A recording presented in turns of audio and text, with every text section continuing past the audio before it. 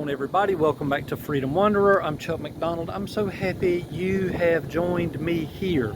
Today I'm going to take you on a special trip. I always get questions about Murrells Inlet, what it looks like, the type of boats, the type of fishing. Well, I don't know all the answers, but I'm here today. There's a couple of spots out on the Murrells Inlet Marsh Walk where I can actually get fairly close to the boats. I actually took some time and walked out to the Murrells Inlet jetties and let you see some boats coming in and out of the ocean. So that's what I'm gonna share with you today. I hope you enjoy. Stick with me. We'll see you again at the end. So enjoy the boats from Murrells Inlet.